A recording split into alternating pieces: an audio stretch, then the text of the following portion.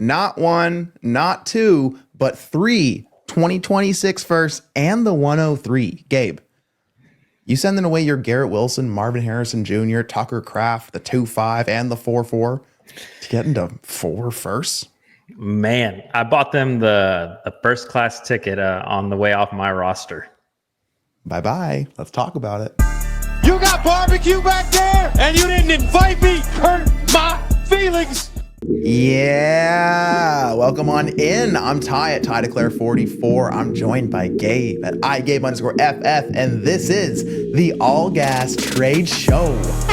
Let's go, people. Yes, welcome in, Gabe. We record on Friday evening. Look at us. We've changed it up a little bit. I'm hoping to go to brunch tomorrow morning. I want to be a basic white girl, I guess. But yeah, drink your mimosa. Yeah, a little mimosa. Maybe it'll be bottomless. We'll see. Gabe, how are you doing, my friend? I am doing great, my friend. Doing great. Just had a relaxing day at work and got to spend some time with the family. And now I'm ready to kick the show off. So now we actually get to sleep in a little bit tomorrow, which is nice. Let's go. Yeah, give you time to prepare for that open house that I'm sure you have coming up here, but no. Yeah, I know that. Hey, the the YouTube comments, they're going to be definitely invested in this open house and this house selling shenanigans that I have going on. Yeah, it's the new soap opera for sure in Dynasty Fantasy Football is Gabe's house. But if you want to keep up with Gabe's open house shenanigans, head on over to DD Fantasy Football. Head on over to the Discord. You can use the code TRADES, the code TRADEGOAT over at ddfantasyfootball.com. You get everything, access to the Discord. You get half off your first month, all that good stuff. Underdog, you use the code ALLGAS. You get your special pick up to 1,000 in bonus cash. Gabe, we are hitting up some puppy superflex tournaments right now. And let me tell you, if you don't get your quarterbacks early, you ain't getting one at all. So good luck there. Hey, patreon.com/allgas still gets you in the door. And Gabe, we got a cool little thing. You'll see some new stuff here on the YouTube page. So one, just make sure, hit like, hit subscribe if you want to stick around a little while. But also we got this new premium YouTube. There's going to be some brand new shows, including the Dynasty Deal Show hosted by me with Scott and Shane. It's going to be a live show every Friday. So keep your eyes peeled. Join the people. We got a ton of new shows. Keep your eyes out for everything happening there. But Gabe, nothing's changing here, baby. We're still bringing hot trades all day. And speaking of hot trades, let's get to it. So one of these firsts is going to be early. One of these firsts is going to be mid. And one of these firsts is going to be late. And a 12-team start 11 PPR. It's a 0.5 tight end premium. So 103. Yeah. An early first, a mid first, a late first. You got Garrett Wilson, Marvin Harrison Jr., Tucker Kraft, 2-5, 4-5. So this guy, it has all started by offering a single 26 first for Garrett Wilson, which, our guy, Tom WK Live, politely declined. Appreciate a polite decline. Yeah. We ended up here. Wasn't actively looking to move Marv or Garrett Wilson, but he likes the flexibility this gives him. And I mean, I don't see how you hate that. Gabe, can we cross off anything here to make this make sense? Because I don't see a world where I don't want to walk away with the flexibility of the picks. I mean, there isn't a world, right, where you want to walk away with not the picks at this point. So I want to ask, because we've kind of talked about it before. You're a really big Travis Hunter guy, currently going 104. I know my boy Ty would like Travis Hunter at that 103. Just to compare position to position, are you taking Travis Hunter or Garrett Wilson? Keep in mind, Garrett Wilson hasn't really lived up to expectations. Yeah, I feel like I've said the word ascending asset, or guys that can gain steam. And I mean, I feel like Garrett, I should want Garrett Wilson. I should want Marv over those guys, but Hunter, it's how much more is it going to take for him just to start to be right at the same pace and then at a higher rate so quickly? I wouldn't blame anyone for taking Marv or Garrett over Hunter, but hell, just give me Hunter, man. Give me Hunter. Why not? Honestly, man, I think I'm right there with you. And it seems like the community might be there with you also, because if we look at startup ADP, Omarion Hampton and Travis Hunter are both going ahead of Garrett Wilson currently. Not by much. It's like 3 spots. But I think the community is right there with you, my friend. And so that for me is probably means it's pretty close if it's only 3 spots in ADP. I do think Garrett Wilson from a value perspective is right there with them. He's one of those guys that a lot of people really like him. We see the potential. We've seen him do incredible things on the field. But the reality is that the quarterback situation isn't great. Last year, they were a dumpster fire. Who really knows? Like, people have started to really give up on that offense. I mean, look at Breece Hall as a perfect example. Nobody really wants to buy into that Breece Hall right now. So, yeah, man, I think I'm going to take the flexibility of the 103 for Garrett Wilson, but I think it's close enough. Are you there with me? I'm there with you. All righty. Well, and so then I'm going to look at, I know we had talked about it on a couple shows before where we were like the 101 for Marvin Harrison this year. Initially, it was pretty close. I think now it's definitely Genty over Marv, right? But as we continue to go on year over year, right? If one of those first is going to be projected early, I'll ask you if you know it's going to be one of the early picks, and I'll add in a late first as well. So an early 26 first and a late first for Marvin Harrison. Where are you at? Thank you for your minimal services last year, Marvin Harrison. Yeah. I mean, and again, this is not saying that we're not believers in Marvin Harrison, right? Because I do think that he's one of those guys that can absolutely ascend. He goes out there and catches, a touchdown or two the first week and has like 7 catches for 100 and something yards. And guess what? He's back up there with Malik Neighbors and everybody else from a value perspective because everybody really wants this guy to succeed just as much as we do. So then that pretty much leaves us with a first and a little bit of extra for Tucker Kraft and a 205. I'm not even going to count in the 404 because we don't care about it. I don't know that there's any world that I'm paying a first to get to Tucker Kraft, even if you're kicking me back to 205. There is no world, Gabe. Yeah. So going back to your earlier question, my friend, there's no world where you don't want the flexibility of those 4 firsts. No. And I mean, let's look at the whole team too, right? Mahomes, Herbert, A-Rich backups, Chase, BTJ, Rome, Bigsby, Mason, and Cans at running back. So not a lot, right? It's pretty bare bones. It's going to have to be roster construction to hell. Laporta, but then you have 1-3, 1-5, 1-9, 2-8, 5 26 firsts now, 3 26 seconds, and 4 26 thirds. So you're well fleshed out in the future. This is one of those perfect, let's duct tape some wings on this thing. Let's see if it flies. If it does, we can push in. If it doesn't, we have all the value in the future. We're going to roll this thing over and be a beast in 26. Oh, yeah. Cool thing as well, this draft isn't until August. So he's just going to hold the flexibility, that 103 a little bit longer, right? He probably plans to pivot that to a vet. I would just, keep my mind open, right? I don't need to pigeonhole myself into competing, but I think your team definitely can. You have the assets to do so. So yeah, there's probably not much to talk about here, man. I mean, just whenever you can't say no when you have 4+ first in your face, right? Like I don't know, man. Like, it's not Kraft, it's not the 2-5, it's not the 404 that gets me there for sure. Like, yeah, if we can straight swap one of those receivers, I'm taking 2 first for any one of those receivers on the other side. Yep. And the 103 just changes the math. Easily. And I mean, honestly, I like the fact that the draft is in August as well, because one thing that I'd be actively looking to do, Tom, is if you can move, man, that 103, like I like Omarion Hampton, but I also like Travion. I also like RJ Harvey. I also like Judkins. I like all these guys, man. If you can move back and pick up another first and 26, now you have 50% of the class because you have 5 out of 12 right now. You pick up another 26 first and you move back in the draft, man, this team is going to be nasty. So well done on this deal, Tom. Appreciate you. Good luck in the future. I know you're going to finagle that thing into a championship winning roster. Oh, yeah. Okay. Code Red. We got 2 trades here from Code Red. Okay. So a couple trades in a 12-team Superflex, half PPR, start 10. First one's pretty simple here, Gabe. BTJ or Ashton Genty? I don't have any team context. I don't have anything additional to throw at you. No league context, no nothing. Nope. It's just a player take, baby. You want Brian Thomas Jr., you want Ashton Genty. Yeah. I think this is a square deal, man, either way. If I need a running back, fine, give me Genty. But if I need a wide receiver, I'm cool with taking Brian Thomas. Personally, again, we've talked about it before, but like from a risk standpoint, Brian Thomas Jr. is in a small pool of receivers that have done great things their rookie year. Usually means they're going to continue to do great things. And so I'm just going to take Brian Thomas, man. Does the half PPR impact that at all for you? Because I mean, I guess in general, that means like the elite getting wide receivers should probably be valued more, but also it feels like that's the running back format, right? Like does that factor in at all to you?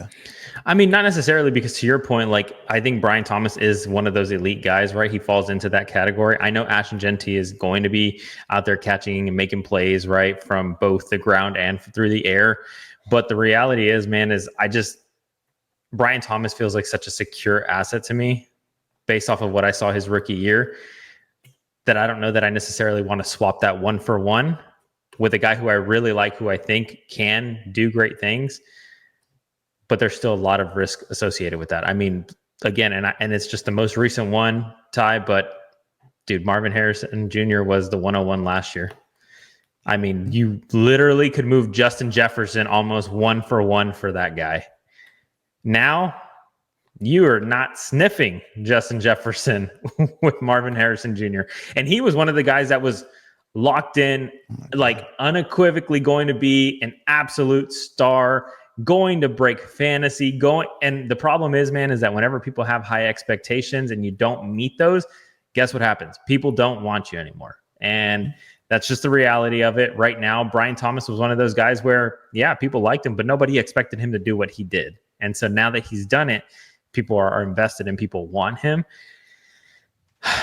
I don't want to sit there and trade an elite asset that I know the production of for something that I think can be elite. You know, like it's not the way that I want to do that, man. I'd rather use that Brian Thomas to split, multiply, do whatever I got to do, but I'm not trying to sit there and do a 1-for-1 swap with something that's just as risky. We talked a whole lot of Travis Hunter, Brian Thomas Jr., the whole Jacksonville situation on the last show. So if you haven't, go check that one out. We talk a lot of Brian Thomas Jr. and why we're not worried on Brian Thomas Jr. when it comes to what's ahead of him. But I also I don't want to discount, I think, what Ashton Genty could be for fantasy, because when we get these blue chip running back prospects, and just want to, the generational one was 101 last year, right? Like Maserati Marv. Mm-hmm. And now we got Mazda Miata Marv, right? And hope that maybe we can make it Mitsubishi, you know, we can move it forward. But things change. And yes, expectations are one of the big killers of dynasty hopes and dreams. I'm looking right now at the player props on Bet365. Shouts out to Canada. Yep. Rushing yards for the next season here, Gabe. Ashton Genty, 999.5 yards. So 1,000 yards. 1,000-yard season as a rookie. How do you feel there? Like if Genty gave you over 300 touches and 1,000 on the ground, let's assume he gets another couple hundred through the air. Mm-hmm. You know, in that Las Vegas offense, like how are you going to feel if that is the outcome for Genty after year one? I mean, I feel like a lot of people are going to be like, this is what I expected. Like that's the reality of it, right? I think, again, we've penciled him up. We've put him on such a high pedestal that if he doesn't meet those expectations, Ty, then it's not going to be a season that people are going to be like, man, I really was glad I bought into that Ashton Genty at 101 if he doesn't surpass 1,000 rushing yards and multiple touches in the air. You know, like I just, the expectations, man, I feel like there's more to lose with Ashton Genty at his current price. I mean, he's going like RB2, RB3, right behind probably Bijan and Gibbs. Like, what more can he do to continue ascending in value? Like, there's not much that he can do. But let me tell you, on the flip side of that, Travis Hunter now at Jacksonville opens up that offense, and Brian Thomas goes for 1,300 yards, 1,250. Now, what are you thinking too? He's a deep threat, man. I think I've said it before. Travis Hunter opening up the offense for them. He could definitely eat in that offense, man. Yeah. He could definitely eat. And so, again, I feel really good. I want Genty. I absolutely want Ashton Genty on my team if I can. But I don't want to trade an elite asset right now for Genty. That's my thing. Like, again, last year, if you were trading Justin Jefferson for Marvin Harrison Jr., you're kicking yourself right now. Oh, yeah. I don't want to do that. Like, I know what I'm getting with Brian Thomas right now. Sure, they added a good receiver at the same position, but I think they both can succeed in that offense. And I don't want to trade an elite guy who's being valued as like wide receiver 6 right now, if not higher, for a running back that I think will be really good, that I hope will be really good. I'm looking at the lines right now for Brian Thomas Jr. as well, Gabe. Hit As me a with receiving yards for the season, 1150.5. See? All right. Where do you think Travis Hunter is? I actually have no idea. But if I had to guess from a rookie standpoint, I'm going to say like 850, 800. 700, my friend. See? Okay, I wasn't too far off. So I remember I locked in, I think it was like 680 or something like that after the draft for a line. So I see that's crept up a little bit, right? But yeah, I mean, people are smashing that over like you. Oh yeah, definitely. I would probably still be smashing that over a little bit, but hey, if these lines come to be true, I think I want to take the shot on the elite wide receiver, bet that I can backfill it in a 12 by 10 half PPR running back and figure out a different way. Yeah. Now let's see if this next deal from Code Red will change how we feel at all about anything. So Code Red then trades away Caleb Williams, AJ Brown, and Trey Benson for Brock Purdy and Puka Nacua. Now, Gabe, might be a little spicy. Might be a little spicy. Yeah, a little, just a little bit. Maybe a little spicy. I want big man, bag band Brock Purdy over Caleb Williams. Really? Yes. I'm not really. I'm not ashamed to say that. I don't think I have to do that in drafts, but I want Purdy over Williams on my dynasty teams. I just do. Wow, I think that is definitely a hot take, my friend. Okay. Well, I don't know if it's a hot take as well that I want Puka Nacua over AJ Brown. No, that's not a hot take. No, I want Puka Nacua. Yeah, I want. And I Puka also don't think Nacua. it's a hot take that Trey Benson is not going to be the reason I do or decline a deal. So if by tie math, I'm going to take Purdy and Nacua over AJ Brown, Caleb, and Benson. But you tell me, why should Caleb Williams be valued more than Brock Purdy? And talk to me about this deal in a 12 by 10 half PPR. Start time. Man, I mean, I don't know that he should be. I just think it's a very spicy take, right? I mean, at the end of the day, going back to it, one was a generational QB prospect. I mean, and one has been putting up QB1 numbers in a great offense and will continue to do so. And that's my point. Going back to the first deal, generational quarterback. I mean, people thought this guy was going to change the world, like quite literally from a quarterback perspective. They were comparing this man to Patrick Mahomes, and he wasn't even in the damn league yet. And guess what? He didn't perform the way we wanted him to. And where is he at now? Slowly creeping down. The reason why he came back up was because of Ben Johnson. You know, like at the end of the day, I don't know. I don't think it's a hot take, right? But just from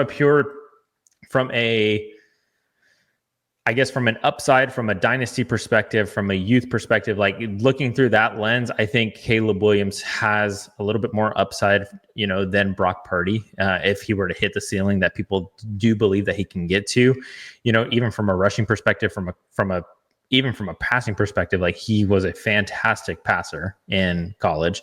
And so just, you know, a lot of those things that people really want to buy into are reasons as to why I feel like Caleb Williams would be a little bit higher than Brock Purdy.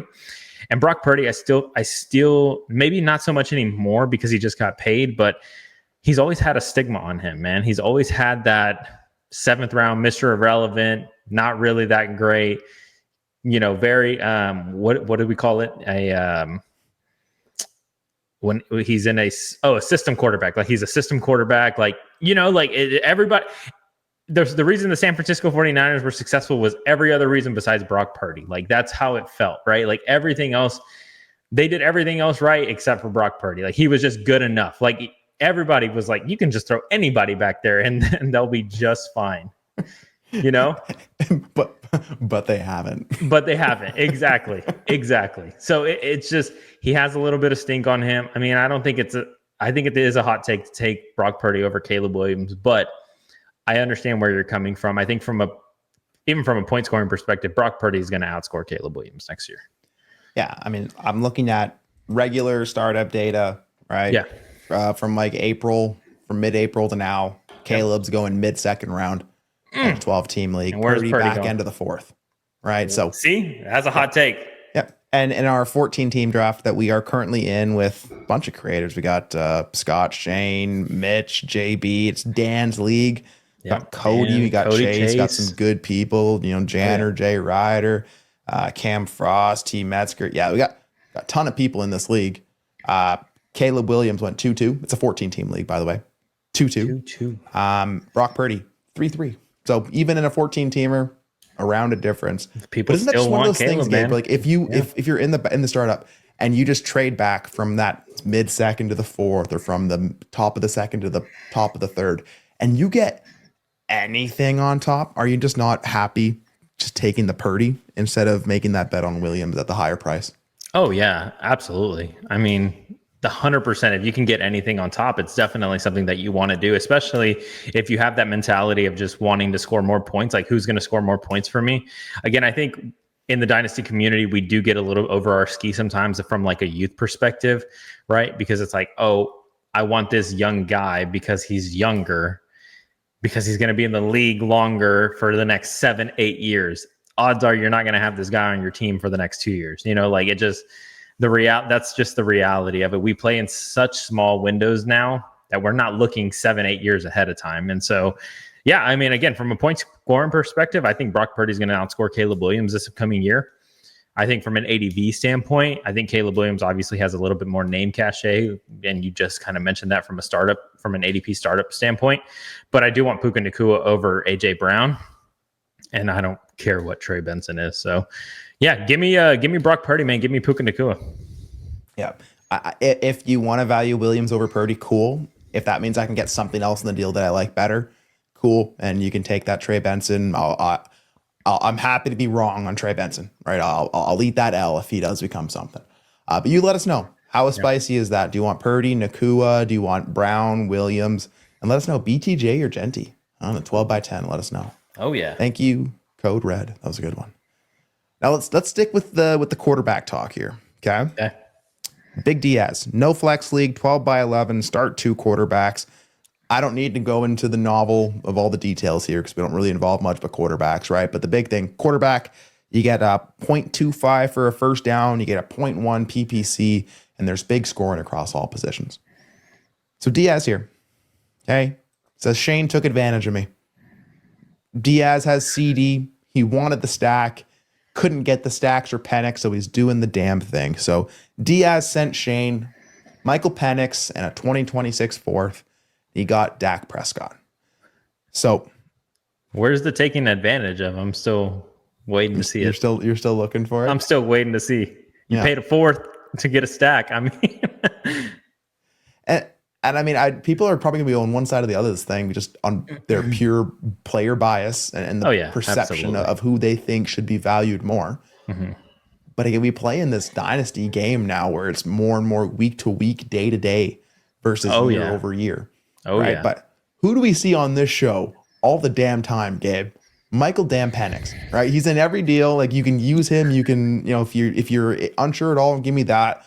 But if you told me who's going to score more points in this next year, it's Dak Prescott, and I'm not going to move off that until proven otherwise. And I don't know, like, at a certain point, again, we're in March, or no, sorry, we're not in March, we're in May right now, end of May. Yeah. How much more are we really going to be valuing Penix over Dak over Penix? Just choose your favorite and choose your fighter and go get it, right? At the end of the day, just go get your guy. Do people even keep Michael Penix on their roster anymore? I mean, I feel like this guy, he's got to be like one of the most moved dynasty players that we've covered. Legitimately. Let me go over to Dynasty Daddy and damn near pretty close to that. And I agree. So look, I think right now in the offseason, Ty, everybody wants to get rid of veterans. Everybody wants to get rid of veterans. Everybody wants to get into that youth because that's just the time, the season that we're in right now. I guarantee you, man, week 1, people want Dak Prescott over Michael Penix. Like, when push comes to shove, the season's starting and it's point scoring season, you want the guys that are going to perform for your team. And I wholeheartedly believe Dak Prescott is going to outscore Michael Penix this upcoming year. And again, I mean, I'm not crazy about Dak. I'm not crazy about Michael Penix, but I do know that Dak has consistently been pretty good for fantasy for us. Again, maybe not last year, but consistently he's been pretty good. Dallas obviously believes in him. They just got George Pickens. They're going to be pretty good. And he's one that loves to sling the ball, man. He loves to throw the rock. And so, yeah, man, point scoring season, give me Dak Prescott all day. Yep. I'm just like, so I pulled up Dynasty Daddy, went over to the trade database where you can see literally who is being traded and in what volume. Michael Penix, he's the 30 overall rank as far as like players being traded. Okay. But he's the quarterback too. The only quarterbacks that move more than Michael Penix recently is Justin Fields. Okay. So yeah. So see, it's does anybody want this guy on their team? I feel like that he hits the roster and they're like, "Hey, I got Michael Penix on the block, ready to go." Merry-go-round. Like until we get to the season, let's see where does it stop? Who knows? But yeah, I mean Diaz, like even if you think you're giving up like the ADV here, if you get into what you need, you're cool. And for Shane, you get into the Penix merry-go-round. Okay, well let's figure out the next deal to throw him into and go figure something else out. But I have a second one from Diaz here. Do you have anything else on like a quarterback swap, like just saying heck the ADV or what? No, actually, I was going to go back to the ADV real quick to your perspective. So, from what you were just mentioning from an ADV standpoint, right? So you mentioned that we were in a startup right now. Guess who just got taken at the 3-7? Dak Prescott. Guess who's still on the board? Michael Penix. Mm-hmm. I don't know that from an ADV standpoint, man, it's Michael Penix over Dak. Like, I think they're right there. To your point earlier, it's just a pick your guy. Like, who do you like more? Even right now on Dynasty Data Lab right now, too, from an ADP standpoint, I mean, it's quarterback 21, Dak Prescott. Quarterback 20, Michael Penix. It's literally a pick your guy, whoever you like. They're going 3 spots on average before. Yeah. Like, it's just take who you like more. Yeah, man. No, Crazy that's times. it. That's it, my friend. That's it. Okay. And Diaz, if you felt like you were taken advantage of, I mean, then you have to feel good about this one. In a 12 by 11 Superflex PPR, tiered PPR, where wide receivers get 1.0, first down bonuses. You trade away that Jamar Chase. That sucks. But yeah, you just get Amon-Ra in a 26 first. So, Gabe, Amon-Ra first. If that shows up in your inbox for your Chase, we always say, like, there's a reason why we don't have a lot of like guys like Chase and Dynasty, because when these deals come around, our rubber arms get twisted. They just do. Like I can't pass up the value, man. I can't pass up the value. You just can't. Like, I mean, what are you doing? Like, you're going from wide receiver 1 to like wide receiver 3, and you're giving me an extra first to play with. From a points per game perspective, these guys have to be a point off of each other, maybe 2 points off of each other. Like, very, very minimal from what you're losing from going from Jamar Chase to Amon-Ra. And you give me a liquid 26 first, man. Come on now. That's easy. Yeah. If you're in a startup, right? Hey, let me get your second and your first round pick. You can come to the first round. People aren't doing that. No, nobody's doing that. No, I mean, are you paying a second? A second on top of Amon-Ra to get Chase? Sure. Or are you just gonna stick with Chase or stick with Amon-Ra? I'll stick with Chase there, because I do think that, like, people, again, at a certain point, someone is going to bring up that Amon-Ra St. Brown was a 4th round pick. It's just going to come up in the evaluation at some point down the road. If the Lions offense doesn't get off to the hot start, like those expectations that we're talking about, if those things hit on Amon-Ra, the floor is going to fall out on him much faster than anything is going to happen to Chase, right? Who is the golden boy, the love child of the Dynasty community. This is also coming from a place of, I have way more Amon-Ra than I do Chase. So a second's not going to cut it for me. A first, yes, that does cut it for me. But that's one of those things. 2 seconds doesn't equal a first. Like a single second definitely doesn't equal a first. So I'm gonna stick with Chase there. The last 3 years, Amon-Ra's finished wide receiver 3, wide receiver 3, wide receiver 7. I mean, it doesn't get much better than that. Good Chase, wide receiver 1 last year. But then the year before that, wide receiver 11 and wide receiver 12. He had that hip injury the one year. Yeah. And then I mean, again, just Burrow's wrist was another year, wasn't it? yeah. Burrow's the one that got injured, and so yeah. But I'm just saying, right? I'm just making an observation. You got 337, 111, 12. There. I mean, these guys are so close, man. These guys are so close. For me, you give me anything on top, I'm more than happy to just take the other side and run with it. Yeah, your point's well taken, and I agree. It's not to the point of anything for me, just because, again, if I have Chase, I'm gonna move him in a deal 2 weeks down the road, probably for more. But I want to climb to the top of the ladder sometimes, and if it's a second, I'll do that. For a first, I'm not doing that. I'll stick with Amon-Ra on the first. But good work, Diaz. You did it. Vapad. Loved it, Vapad. 12 by 11 Superflex PPR 2.0 tight end premium. Little tiny PPC, small rushing first down bonus, and a 1.5 per running back reception. Now that's something I want to focus on there, Gabe. The 1.5 per running back reception. Reception. In the perception of a league with 2.0 tight end premium. Gabe, do you want Mac Jones and Brock Bowers or Mark Andrews and Jahmyr Gibbs? This, my friend, is a good deal. This is a good deal. My friend, I think this is the part of the show now, 31 minutes in, where we might disagree with each other. I'm taking Jahmyr Gibbs and Mark Andrews over Brock Bowers. I'm not even going to consider Mac Jones anything in this. I mean, unless I have Brock Purdy, he's literally nothing. Like I don't want Mac Jones. It doesn't really mean anything. Jahmyr Gibbs with a 1.5 per RB reception. Guess what his specialty is? Catching the damn ball. Mm-hmm. He has to smash in this league, Ty. He has to smash in this league.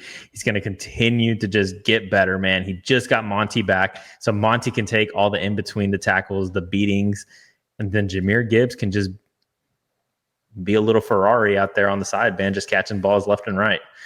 Mark Andrews had a down year. I know he had a down year. I get it. He did pick it up, though, a little bit at the end there.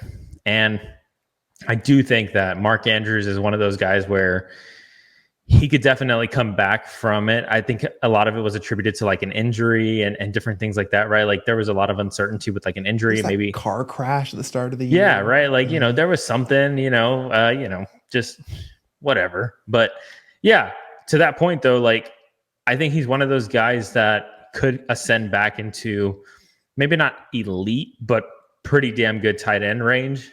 And right now you're not really paying much for him. Like I feel like you're kind of just tossing him in the deal almost, because Jahmyr Gibbs is going to outscore Brock Bowers in this league, man. This is interesting, right? Because I can kind of like argue both sides. From I know you say I can't, but if we play, you probably can, but dude, you're buying a guy at his peak price. Like, where does it go from here?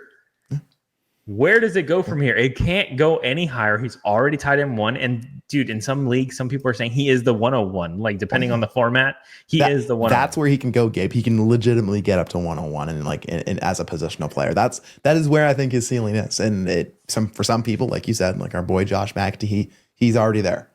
And this is where I want to say, like, is in this particular deal in front of us, one of these things is not like the other. And I'm not going to say which one, but it's the one that I don't want to actually trade any value to get. So sorry, Mac Jones. Maybe I will say who it is. I think pure point scoring like value, even if Bowers in a 2.0 and Gibbs in a PPR first down rushing bonus and a 1.5 bonus on the pass catching or per reception. And points per carry, like a bonus for points per carry. Even if it is tiny. Even if it is tiny. Even if it's 0.1. Like, yeah. Even if it's that, right? The fact that you get Mark Andrews back in this deal is the savvy part, because in these kind of formats, while the positional difference makers are still going to be positional difference makers, it's more so about how can I construct my team to support the format, right? If I have a format like this, I want to find ways into Mark Andrews, into your hell, your Bretton Stranges, hell, like those like your Arroyos, like any of those tight ends. Like I want to find my way into some of the cheaper stuff. Jonnu Smith, Right? Even if Jonnu Smith goes back to Pittsburgh and he's an Arthur Smith guy again, like I'll still take Jonnu in a format like this. Running back, you can still do it, right? But I don't know, man. Like it's just if you can get the blue chip guys in a format that aligns with it, like I think Gibbs is there. So I think people could be on either side of Gibbs or Bowers, and I think you can argue that you could approach the format cheaper on either position. If you say, just give me the single tight end that could be the only guy in Bowers, true. Like you said, man, you're kind of buying at the peak. The one guy that you're buying low on who could just do what he's done and give you what you need in this league is Mark Andrews. So we're now 36 minutes into this one, and I'm not disagreeing with you here, man. I'm going to take Gibbs. I'm going to take Andrews.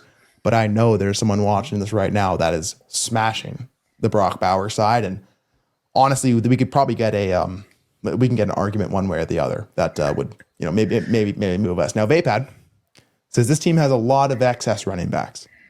Bowers is the only tight end he has rostered. So on a team where you're flush with running back, you have enough. Like you have bodies. I don't know if that's just all cans. I don't know if that's your Chase Browns, your A-Chans mixed in there, right? And then you just consolidate into Bowers, and that's it. That's all. You have nothing else at tight end. Does that sway you at all? It doesn't. No, because to your earlier comment, one of these guys is not like the others. And I can tell you right now, man, there's maybe one other guy that's like Jahmyr Gibbs, and it's Bijan Robinson. I mean, and Saquon, technically. I mean, I guess you get what I'm saying, right? Like there's select there's few very bell cows. Very, very few, like very few guys that can produce anywhere close to Jahmyr Gibbs at the running back position.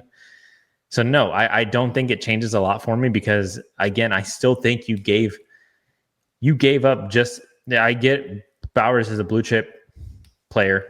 So is Jahmyr Gibbs. Like Jahmyr Gibbs is that dude at the running back position. And you're still giving me something in Mark Andrews that I think you're buying low on and can still ascend in value, man. Like I still think Mark Andrews being there, even if he is the only tight end now, like, and I get your flush at running back, that's great. But sometimes I don't want to lose value just for the sake of losing value. Yeah. Yeah, man. We see you failed me on the other side of this deal. So, hey, both DD guys. Yeah. Both DD guys. So it's a good deal. I want to know what you think, but yeah, Gabe, I'm going to stick with the bell cow and Gibbs. Give me Mark Andrews as the roster construction piece. I'll figure out tight end another way. We're going to be okay, but I can never blame anyone for getting into Bowers. This is a pro Bowers show. So good stuff. Okay, here we go. Tidewater, JC. I don't have anything else but a 12-team Superflex PPR and a 1.5 tight end premium. Gabe, there's that man, Michael Penix, once again. And we got number 2 QB traded. Yes, sir. It was about to be number 1, probably. Yeah. Michael Penix and 2.7, which end up being Cam Scattaboo being acquired for the stack of Baker Mayfield and Cade Otton. We just talked about tight ends.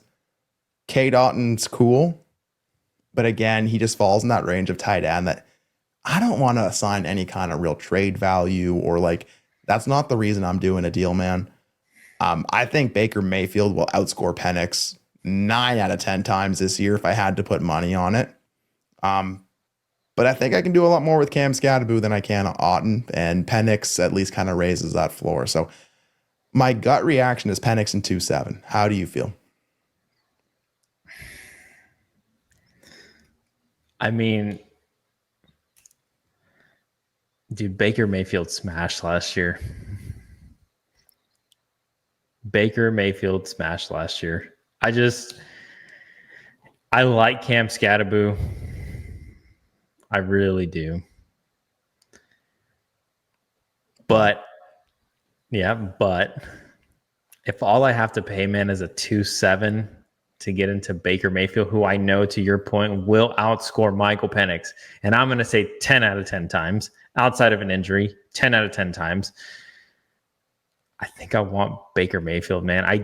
Kate Otten really doesn't mean much to me, and I agree with you on that. But the reality is that whenever it gets down to point scoring season, I can figure it out, man. Cam Scatterboo, I like. He still has Tyrone Tracy. Giants, got Jackson Dart. So we'll see. Like, I think there's still a lot of question marks surrounding the Giants. I mean, dude, they had Saquon Barkley, and it wasn't all that pretty. Like, Cam Scatterboo's not, and he's not Saquon Barkley, right? Like, people like Cam Scatterboo. I think there's definitely a way for him to ascend in value, but I think I just want the better quarterback, man. I think I just want the better quarterback. And again, Kate Otten, sure, like I can piece it together and figure something else out later. Yeah, I think you can, right? And I think there's a good reality where we start the season and Devin Singletary is out touching Cam Scatterboo. Yeah. Right. Like, so there's probably going to be windows to get back in on Scatterboo if you want to try and still play this bet out, but not want to pay the price right now. Like, I don't mind that at all. Yeah. But I'm out of curiosity. I'm just looking at Dynasty Daddy's trade database on Michael Penix, once again, the second most traded quarterback in Dynasty. Right. Yep. And just is there anything I can do with that Penix from here if I made this deal? Right. I mean, you can absolutely move him. He's the number 2 moved quarterback, right? So. Sweet. Yeah. So I can move him for Dak Prescott in a fourth. Or maybe have to add a fourth to Penix to get Dak Prescott, whatever. Right. I'm seeing here today at a 12x10 Michael Penix for Breece Hall. Yeah, I'd take Breece Hall. We got Michael Penix in a second for Caleb Williams. We've got this is a little more about Nico Collins, but Michael Penix and Nico Collins for Joe Burrow if you really want to consolidate a quarterback. It's not.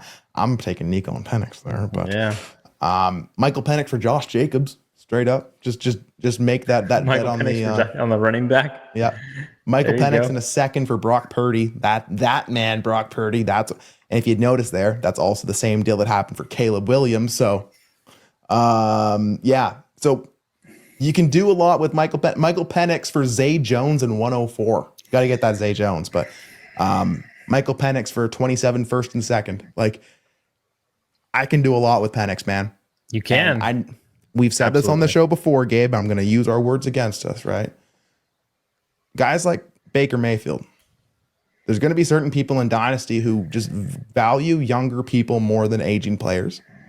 And there's going to be certain teams that have Baker, quote unquote, off their board because it doesn't fit what they're trying to do. Whereas Penix, that's a lot more flexible. And on May 30th, and when this video drops, we're going to be in June. Sometimes I just got to lean into the liquidity. So I'm a Stan Penix and Scatterboo. But let me ask you this. Okay. From an ADP standpoint, all right.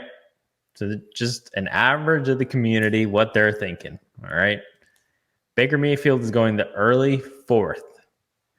Meanwhile, Michael Penix is currently going the middle of the 5th. Mm-hmm. So you move back a round and a half. Is it worth just a 207? I feel like you can get more, man, with Baker Mayfield. So like if you were in a startup right now and I told you, hey, give me your early 4th, I'll give you my mid 5th, and all I'm giving you is a projected 2nd. You're not doing that trade. We're back to the startup trade with the 2nd. It's like, no, I know, but it's just like, I mean, it's just one of those things where I get it. Like, I like Cam Scatterboo. I really do. But to your point, there's going to be plenty of opportunity to buy a guy like Cam. Like, from a pure production standpoint and from an ADV standpoint, both Baker Mayfield is beating Michael Penix out pretty significantly in that regard. Like, he's rated higher from a ranking standpoint, and he's going to outproduce him. And I don't think, as much as I like Cam Scatterboo,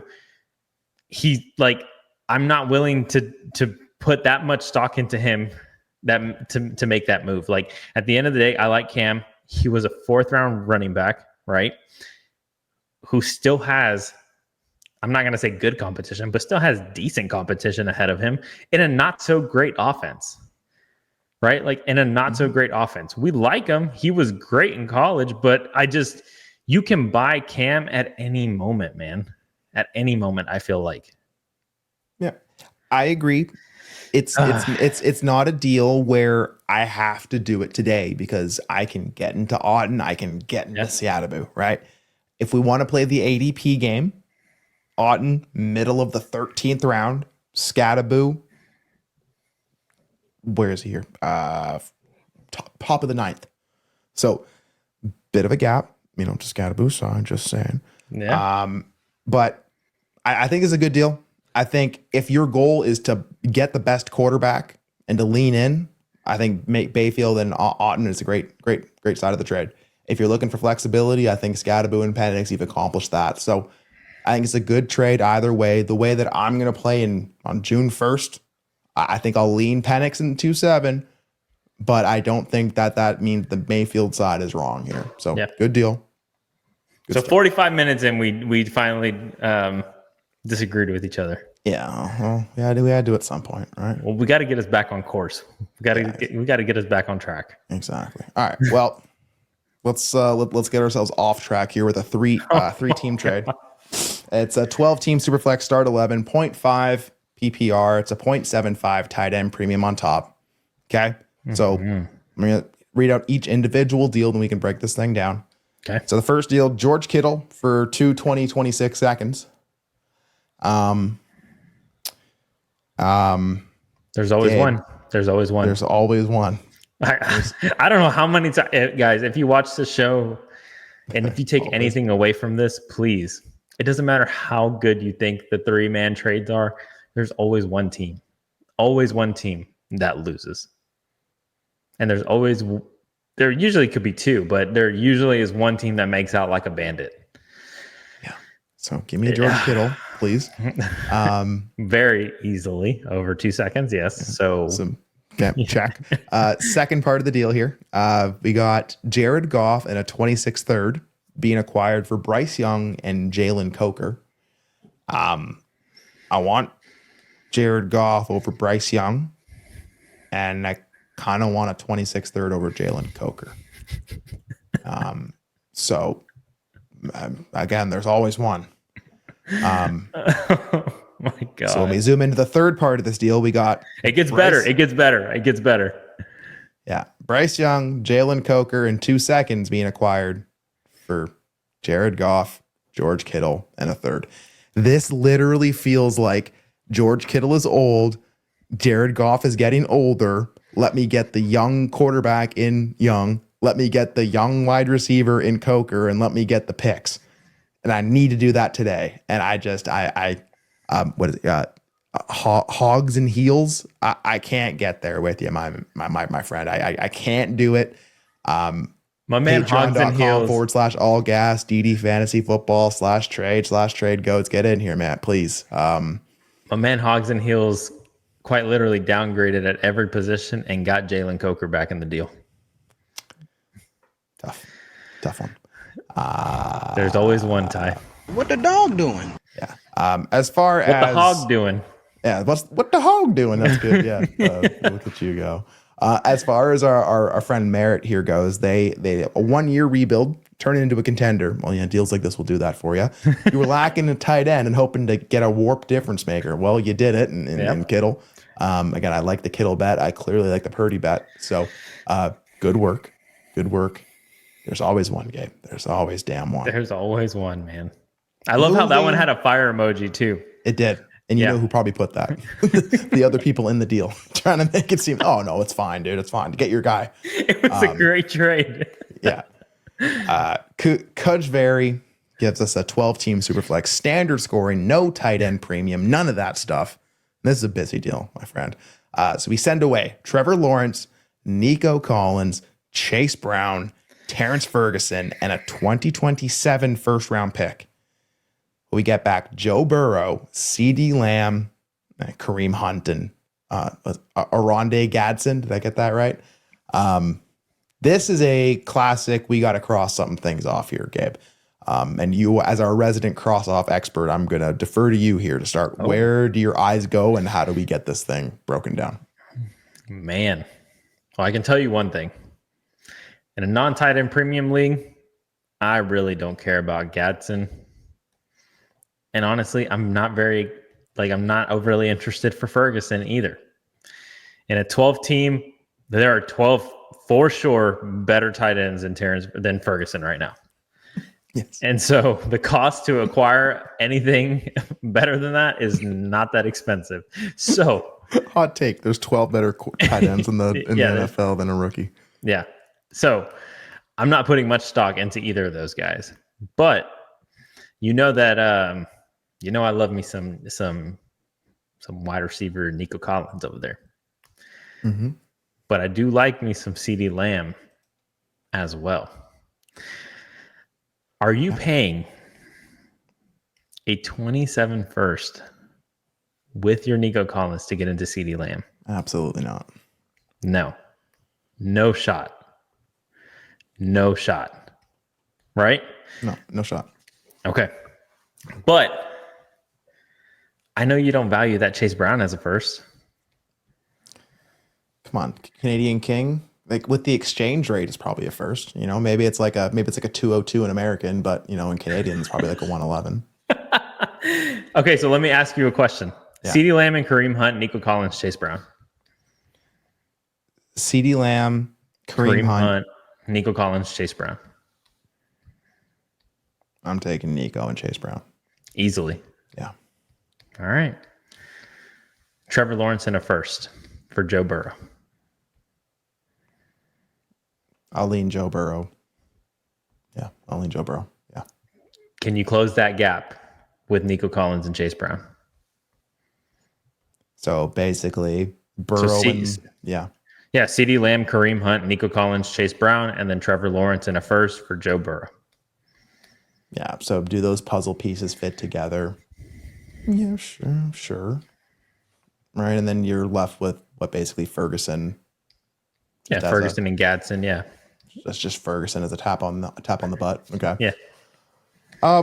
Yeah, I mean, we can approach our quarterback so many different ways, and Burrow's awesome. CeeDee Lamb's awesome. And I bet if you said 1 for 1, people are still going to want Lamb and Burrow. You'll clearly want Burrow over T-Law. Another one of our fallen angels from rookie superstar can't miss prospect. Oh, Golden Boy. The golden child, man. Yeah. Yeah. I mean, Trevor Lawrence in a 27 first, I think in some of our leagues probably gets you laughed at, you know, honestly, Gabe, unfortunately.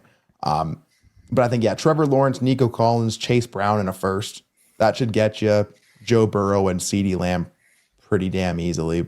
You know, you'll throw in the Hunt or the Gadsden to get it done. If you want to take the shot on a Ferguson, cool. Like, again, it's a non-tight end premium league, right? You're not going to flex these guys. So it's about how does that fit into your lineup? So it's probably. I mean, Ferguson and Gadsden, it's going to be Ferguson. I'd rather take the gamble on Ferguson, right? And then you sit there, Chase Brown, Kareem Hunt, it's Chase Brown. Nico Collins, CeeDee Lamb, it's probably CeeDee Lamb, but it's pretty close, man. It's pretty close. 27 first and Trevor Lawrence for Joe Burrow. It's probably Joe Burrow. Probably not by much. You win at every other position that you're getting. Yeah. I mean, that's as simple as it is. Yeah. Yeah. So you're taking the Trevor Lawrence side? I am going to take the Trevor Lawrence side, my friend. Yeah. I think you leave yourself with some fun.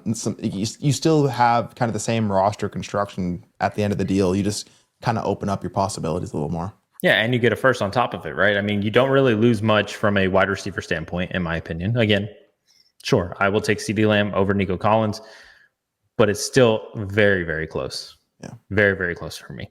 Okay. I know for a fact Chase Brown is going to outscore Kareem Hunt pretty damn easily. I would truly, truly hope so. Yeah. Well, you as a Canadian fan would definitely hope so, right? I will cry tears in my Maple Leafs. Yeah, I will. I'll go tap a maple syrup tree. I don't know. It won't be a good day if Chase Brown doesn't produce. But yeah, you let us know. This is a bit of a busy deal. It's a big deal. Are you leaning Joe Burrow? Are you leaning Chase? Do you want that Lawrence, the Nico, the Chase Brown, the Ferguson, the first? You know, that 27 first. I'm surprised we're not talking 2028 here on Sleeper yet, Gabe, but we'll get there. We'll get there. It's going to be a real year. There's our last deal, Gabe. Little George Pickens to finish us off. So John Cray just made a move on the clock in the rookie draft. 12-team, 0.5 PPR, super flex, The 2.5 ended up being probably the number one Your trade boy. running back on Dynasty Daddy. If I had to take a guess, Cam Scatterbo. Jeez, man, the boy's getting moved everywhere. Yeah, but George Pickens or Scatterbo in 3-6. Gabe, am I crazy? Just give me damn George Pickens. You're taking George Pickens over Cam Scatterbo, your boy. I'm taking him, man. I'm taking GP. I am. What? Tell me I'm wrong. No, man, you're not wrong. I'm actually, I'm excited. I know George Pickens, he should be pretty good in Dallas, man. He should be pretty good in Dallas. He's got Dak Prescott, who loves to throw it deep, loves to just, hey, CeeDee Lamb somewhere down there. Well, now it's going to be GP somewhere down there too, right? Like, I'm excited for what GP can do. He's a good receiver, man. He's a very good receiver. And so I do think that he will be able to really ascend a little bit more in that offense, knowing that CeeDee Lamb is the wide receiver one. Obviously it's going to open up the offense for both of them. And so I am excited for what GP is going to do. Cam Scatterbo, I like him, man, but he doesn't close that gap for me. And that 306, whatever. Like, yeah, I want the 306, fine, but not over GP. I like the GP bet way more than I did previous years. It's always absolutely. Give him a quarterback, give him the situation, and he's landed there. So let's he's made some phenomenal catches. Yep. He's gonna be a free agent at the end of the year next year. So it either he plays well and gets extended, stays in Dallas, or he becomes a free agent and maybe he's a knucklehead, maybe he's a nutcase, but maybe he goes to a good situation and there's more ascension that could happen for GP. So yeah, man, give me GP, but good deal to end us off there, John Cray. Okay. Gabe, we did it, man. Yes, sir. 10 deals for the people. Just a lot of like expectation management. I remember listening to Wake Up, the post RB clarity, the post hut clarity, like now that we're after the draft, we gotta keep some of these expectations, some of these things in perspective, temper those expectations for those rookies. Know that if your league mates or the people you're playing with overvalue that, think that this 205 is going to change their dynasty team's landscape, and that's going to be the reason they win. We can still take advantage of that and play in those windows that come up when they don't meet those expectations. So Gabe, anything else for the people? Final thoughts, and thanks for chatting me out. Another all gas trade show, my friend. Of course, brother. Anytime, my friend. Anytime. Yeah, and I agree with you, man. I think right now, if you have somebody that is really convicted on these rookies and you can get a veteran, something a little bit more secure, there is definitely, like, it's worth exploring, because at the end of the day, you do mitigate a little bit of risk, which right now is extremely high. And I'll tell you guys, like, there's plenty of people, and we talked about a couple names, right? Trevor Lawrence, Caleb Williams, Marvin Harrison Jr. Like, we talked about these blue chip prospects that couldn't miss. Like, they were going to be the thing. And then guess what? They have one down season. And I'm not saying that it's over for them, right? But there's definitely windows of opportunity where you can buy back these guys. So if you see right now that Ashton Genty is RB3, week one, he doesn't produce like RB3, guess what? He's going to drop a little bit. And guess what you can do? You can buy him for cheaper than what you just sold him for.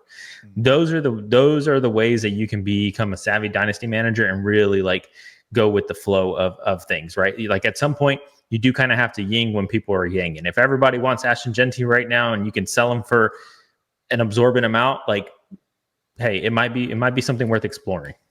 So yeah, that's the one thing I wanted to mention. Always worth exploring. Always don't count other people's pockets. Get out there, send some trades, right? And just have some fun this time of year. And if you want to be part of the crew, ddfantasyfootball.com. Hit like, hit subscribe. Stick around a while, man. We're going to be here all off season, lead you into the season, talking ball. So we got y'all. Keep your eyes out for the new shows popping over on the premium YouTube stream. Get signed up, become a member. I see a sweatpants emoji, Gabe. Okay, I see some new emojis popping in there. So build up some of that community rank, have some fun. Patreon.com/allgas, ddfantasyfootball.com. Use code trades. Use code TRADEGOATS. Get in the door.